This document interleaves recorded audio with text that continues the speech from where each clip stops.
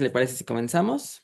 Claro, claro que sí. ¿Cómo asegurar la igualdad y la no discriminación en el acceso a la justicia de las personas con discapacidad? Mira, justamente estaba ahora revisando cómo en el mes de noviembre del 2023 aprobamos en la Cámara de Diputados una reforma al capítulo de educación inclusiva en la Ley General de Educación. Esto fue el resultado, más bien para dar cumplimiento a un mandato de la Suprema Corte de Justicia de la Nación que en su momento declaró inconstitucional ese capítulo, y esta modificación que se aprobó en la Cámara de Diputados va a estar pendiente aún en la Cámara de Senadores. Y es ahí justo donde nos toca a nosotros impulsar su análisis, su discusión y su aprobación para que después sea publicada en el diario y bueno, pues, evidentemente se convierta en ley pues este es uno de los reclamos más importantes que tenemos en la Cámara de Diputados por la sociedad civil. Ok. Pero además de este marco legal o jurídico que debe de existir como punto de partida para cualquier política pública en materia de discapacidad particularmente, ¿qué más se puede hacer para alcanzar la accesibilidad efectiva en el ámbito jurídico y la salud para personas sordas o con discapacidad auditiva? Mira, quiero comentarte que en el 2018 el Consejo Nacional para el Desarrollo y la Inclusión de Personas con Discapacidad, la CONADIS, eh, y también el Instituto Nacional de Derechos de Autor, INDAUTOR, y también con el apoyo, como siempre, de organizaciones de la sociedad civil para personas con discapacidad, trabajaron en la elaboración de unos criterios para la elaboración de materiales en cumplimiento con el Tratado de Marrakech.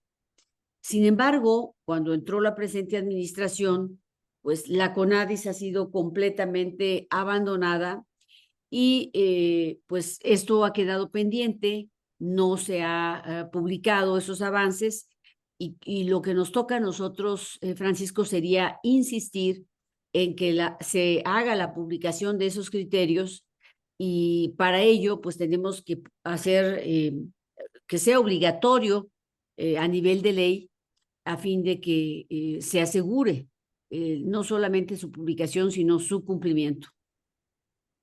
Perfecto. Ahora también ya hablaba un poquito del tema de educación, pero pasando ya como tal al eje de educación, pues apenas el 1% de los materiales son adaptados, de los materiales gráficos o textuales son adaptados para personas ciegas o con baja visión. Entonces, ¿qué hacer usted como persona legisladora? ¿Qué haría para asegurar el aumento en la producción de este tipo de materiales, aún teniendo en cuenta que son mucho más costosos? Y no sé si se incluso en algún tipo de reforma si se contemplaría un porcentaje mínimo de materiales requeridos. O sea, decir, el 4%, el 5%, el 10% de los materiales generados para educación deben de ser adaptados o accesibles para personas ciegas y con discapacidad visual. Mira, yo creo que estamos todavía muy lejos de tener una educación inclusiva, porque pues inclusive hoy con tanta tecnología sería mucho más fácil tener materiales Ujú. para los diferentes tipos de discapacidad. Entonces, lo importante es que en el presupuesto esté establecido, como tú bien lo señalas, un porcentaje para que sea obligatorio, para que se produzcan los materiales y estén adecuados pues al modelo educativo que tenemos. Entonces es un tema que mientras no lo coloquemos en la ley y en el presupuesto, va a ser muy difícil que lo podamos conseguir. Por eso vamos a trabajar para que tengamos un marco normativo que pues obligue a esto. La Ley General de Accesibilidad es necesaria y sin duda yo la voy a promover. Ok. Y también ya hacía mención hace un momento del Tratado de Marrakech, pero ¿qué haría como persona legisladora para que México cumpla el Tratado de Marrakech que facilita la lectura a personas ciegas y con baja visión? Pues yo creo que el tema fundamental es, mira, hoy se ha invisibilizado a la CONADIS. se ha hecho a un lado y es una institución que es muy útil porque nos permite pues que desde ahí se impulsen políticas públicas y programas para que pueda particularmente implementarse los derechos que de alguna u otra manera ya existen, porque la convencionalidad que tenemos con la reforma del primero constitucional del 2011, pues tendríamos que estar obligados todos. No, no debería ser un asunto que estuviéramos litigando todavía. Pero lo que no está en el presupuesto no existe. Es importante hacer obligatorio esto ahí y incorporarlo para hacer efectivo este derecho y fortalecer a la CONADES. Sí, ahora que también menciona la CONADIS y la falta de consulta a personas con discapacidad al momento de elaborar leyes, normativas o implementar políticas públicas, justamente retomando el eje del retroceso en políticas públicas, se hace mención de que la CONADIS desde el 2018 no tiene a un representante oficial y formal y por tanto tampoco hay una asamblea consultiva que representa a la sociedad civil. Y esto genera que desde hace unos años haya quedado pendiente el Programa Nacional para el Desarrollo y la Inclusión, así como la armonización de leyes en los tres niveles de gobierno. Como usted quería como persona legisladora, ¿apoyaría la desaparición del CONADIS o una gran reforma que rescate a este consejo? Y de ser así, en el caso de que usted opte por una desaparición o por una reforma de gran envergadura, ¿qué propone que lo sustituya para que se cumpla con las obligaciones nacionales e internacionales para las personas con discapacidad? Yo creo que tenemos que asegurarnos que todas las leyes que se aprueben sean debidamente consultadas con los mexicanos, las mexicanas y, por supuesto, las personas con discapacidad están incluidas en esto. Lo que tenemos que tener presente, Francisco, es que hay que acercarle los mecanismos apropiados, que haya un lenguaje de señas, que haya guías en video y audio, que haya sitios web accesibles para ellos, que tengan subtítulos también, que tengan algún lenguaje de braille en algunos casos y también un lenguaje sencillo y de fácil lectura. Me parece que hoy estamos en condiciones de hacer todo esto y hay mucho más facilidades, solamente que hay que tener presente que esto debe hacerse porque se invisibiliza a la gente que tiene discapacidad y que no puede acceder igual que las otras personas a la información. Pero, ¿cómo garantizar la consulta de las personas con discapacidad y de las organizaciones? Lo pregunto porque justamente 60 de 66 acciones de inconstitucionalidad analizadas por la Suprema Corte de Justicia de la Nación determinaron que o hay leyes o fragmentos de leyes, artículos en particular, que tienen que ser o se declararon inconstitucionales por la falta de consulta, y esta consulta sí está contemplada en la Ley General para para la Inclusión de las Personas con Discapacidad y también en la Convención sobre los Derechos Humanos de las Personas con Discapacidad. Entonces, parecería que el marco jurídico o la normativa a veces no es suficiente, porque si bien ahí está, no se cumplimenta. Entonces, ¿cómo se puede garantizar que en un futuro cada ley que impacte a las personas con discapacidad, cada normativa, cada reglamento, sí contemple y sí sea obligada a la consulta para personas con discapacidad y a la vez evite que en un futuro la Suprema Corte de Justicia diga es inconstitucional, y esto significa también que ya se gastaron y se destinaron recursos y esfuerzos en una ley que ya no se va a poder cumplimentar?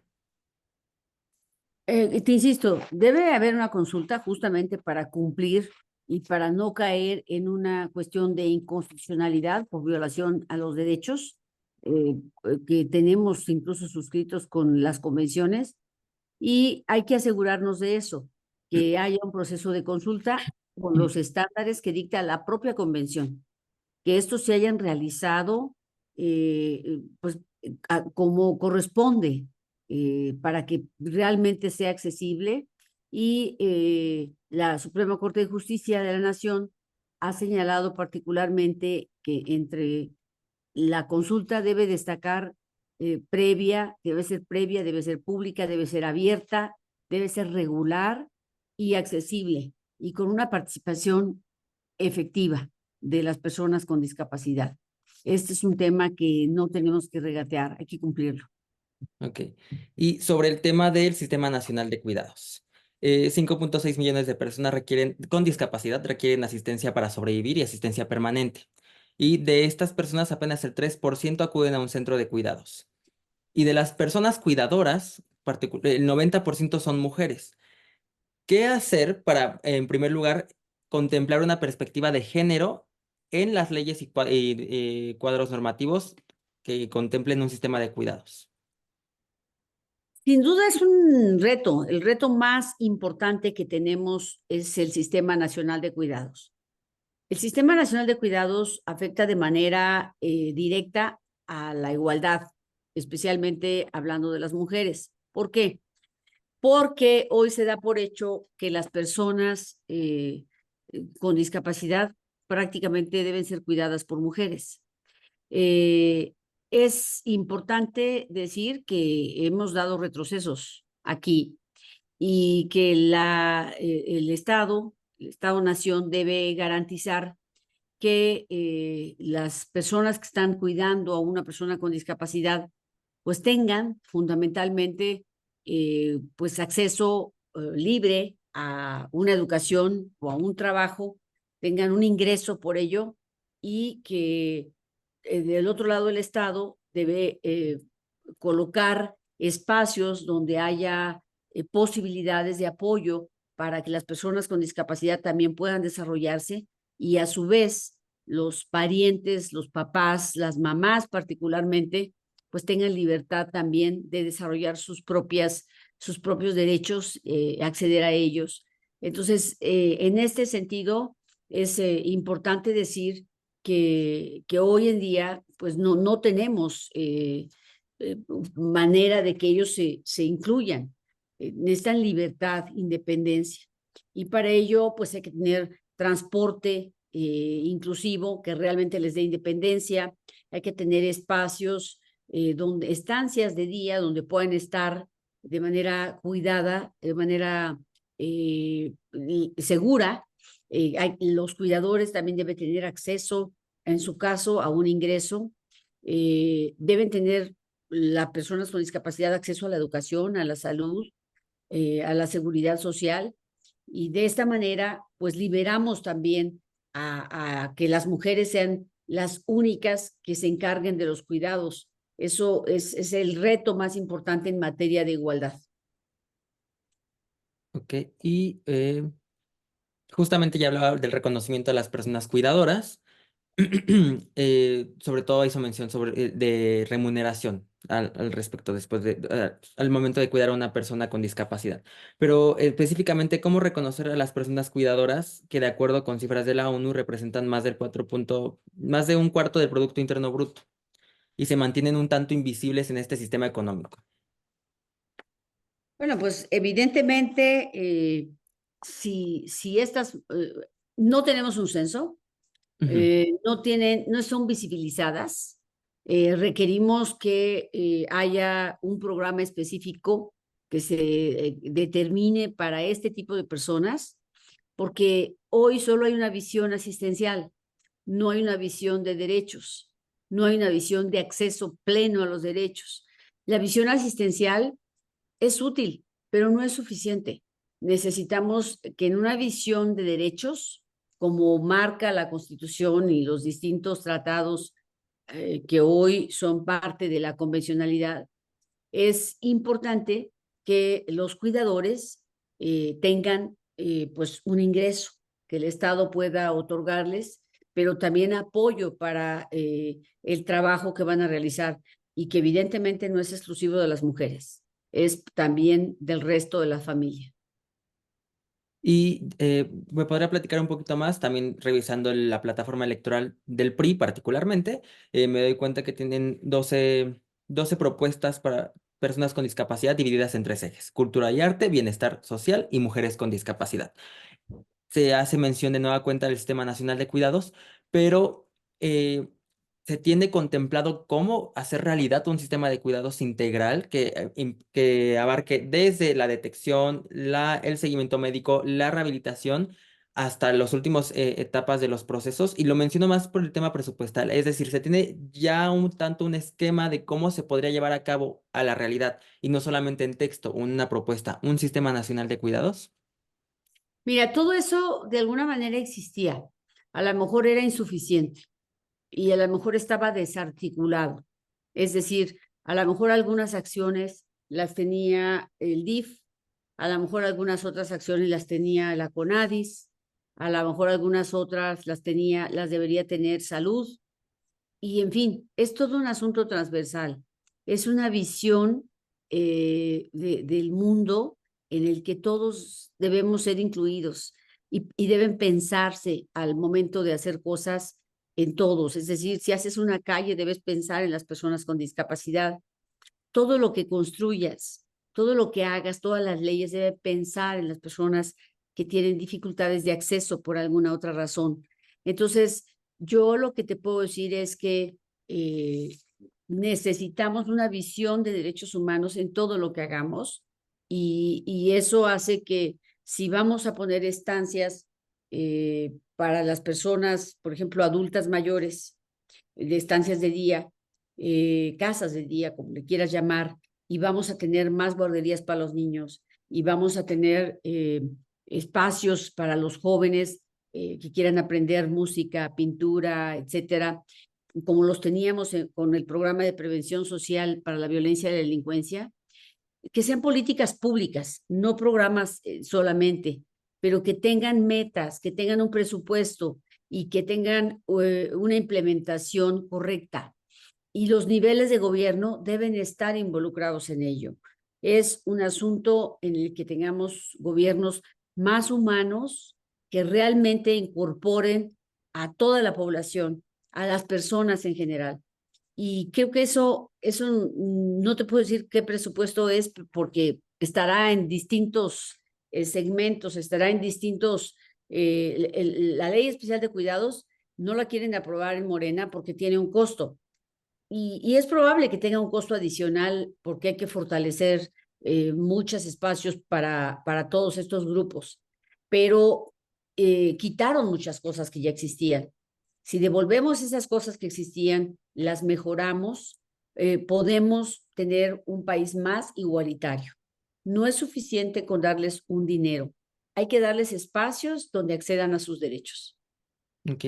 Y ya casi para cerrar, entonces, con independencia de que se apruebe y después se comiencen los análisis, la discusión, etcétera, y los proyectos ejecutivos, los estudios de factibilidad, pero se podría decir que en caso, o sea, podría ser necesaria una reforma fiscal para aumentar los recursos y el presupuesto que deriven en la implementación de un sistema de cuidados mucho más engrosado, integral, con perspectiva de derechos humanos y que contemple desde su nacimiento la consulta a las personas con discapacidad. ¿Usted lo ve posiblemente necesario? Son dos cosas distintas. Hacer un cambio en la ley de coordinación fiscal amerita un proceso mucho más complejo, incluso político, administrativo, con los estados de la República, con las entidades. No descarto que sea necesario, no solo para este tema, sino para muchos otros temas. Sin embargo, aquí lo que tenemos que hacer con lo que tenemos hoy en día es gastar mejor. Está gastando muy mal el Estado mexicano. No puede ser que una obra que iba a costar 150,000 millones termine costando 500,000 millones. No, puede tener un impacto inflacionario, pero eso no corresponde a un impacto inflacionario. No puede ser que tengamos hoy elefantes blancos que no están siendo rentables para el Estado y que estamos teniendo que subsidiar todos los días. Creo que hemos gastado muy mal en los últimos años y hemos desperdiciado mucho dinero que debería de estar hoy mejorando la calidad de vida de la gente. Ese es el mayor crimen que yo veo en este sexenio, cómo hemos tirado dinero a la basura, dinero que hoy podría haber mejorado la calidad de vida de niños y niñas, de personas con discapacidad, de mujeres para protegerlas que no estén siendo violentadas. Podríamos mejorar nuestros hospitales, nuestras carreteras, muchísimas cosas, o tener la infraestructura necesaria para hacer frente al cambio climático. Y en este caso, las personas con discapacidad este mundo no está hecho para ellas, no pueden salir a la calle solas, no tienen un transporte adaptado, no pueden ir a un museo fácilmente, no tienen acceso a los derechos igual que todos los tenemos, pero además sí cabe decir que cualquier persona puede ser con discapacidad en cualquier momento de su vida. No, la mayoría de las personas con discapacidad no nace con ella, se adquiere por edad, se adquiere por enfermedad, se adquiere por accidente y cualquier persona puede tener discapacidad y tenemos que hacer un mundo para todos. Y esa es la idea. Y yo destacaría por último que necesitamos fortalecer la participación de la sociedad civil. Es indispensable que lo hagamos, sobre todo en estos temas, porque la sociedad civil siempre está ahí, no está por un sexenio. La sociedad civil se queda con la riqueza de lo que podamos construir y siempre va a querer mejorarlo y exigir que se cumpla. Es garante de los avances. Yo creo que este ha sido otro de los crímenes importantes, debilitar a la sociedad civil cuando sabemos que un país con sociedad civil fuerte tiene democracia fuerte y tiene mejor calidad de vida. Entonces yo pensaría que hay que trabajar más por ahí. Vale, pues entonces sería todo. Muchas gracias, Francisco.